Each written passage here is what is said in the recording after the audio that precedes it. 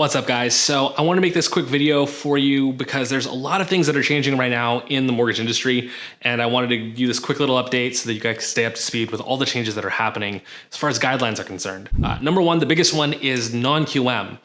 Those are those 12-month, 24-month bank statement loans, debt service coverage ratio loans, all those, weird, funky loans for self-employed people and investors.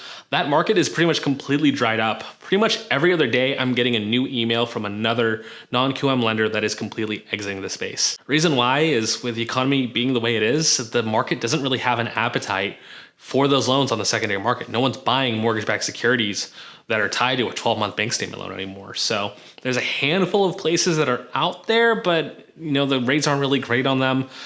I basically am calling non-QM dead at this point.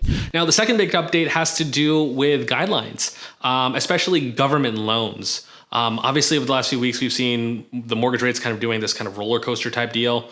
If you had pretty good credit, you really didn't feel this as much as people with lower credit. And now kind of tied to the same thing where the secondary market didn't have an appetite for those non-QM loans, I'm also saying that the secondary market does not have an appetite anymore for low FICO loans. And these aren't even really low FICO loans at all. We're talking loans that are under 620, under 640 at some places, that they're just not funding anymore. And if your credit score is down there, they're putting overlays for DTI. So for example, FHA, if you don't have like a 680 credit score, you might be capped at a 50% DTI where it used to be up to 56, or it might be even lower than that, depending on how low your FICO score is. So over the next few days, you're probably gonna see more and more lenders start issuing their different overlays for FICO scores and probably loan to value and debt to income ratios as well, as we continue to adjust and they try to shore up their existing servicing portfolio. Now, the last little guideline change isn't really a bad one. It's actually probably a good one,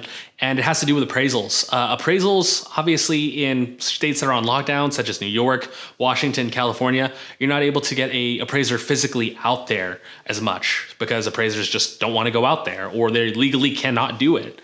So you're starting to see Fannie and Freddie issue some guidance, and hopefully we'll see some from FHA and VA as well in terms of being able to do more of those drive-by desk appraisals versus the traditional full inspection.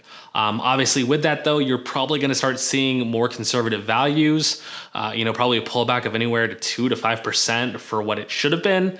And I think that's good. You kind of have to manage risk in this situation, but this is probably also going to negatively affect housing values as well, since there really won't be any good comps for the next few months. So for anyone who was around during 2008, and I'm not saying that I was around as in I was alive, but I wasn't around in the industry in 2008. But for those of you who were, guidelines change pretty much on a daily basis.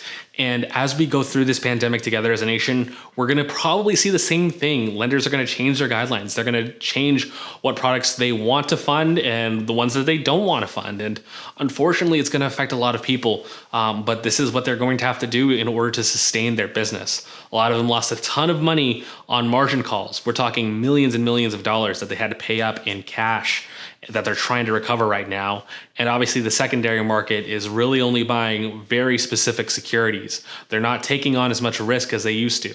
So just kind of be cognizant of that. If you have buyers, if you have people refinancing, credit's going to shrink up here and you're going to see it. And you're going to see it really quickly. So do your best to stay in front of the guidelines. I'll post more of these videos and more infographics as more of these guidelines change. But I hope this brought you a little bit of value. Until next time, see ya. Bye.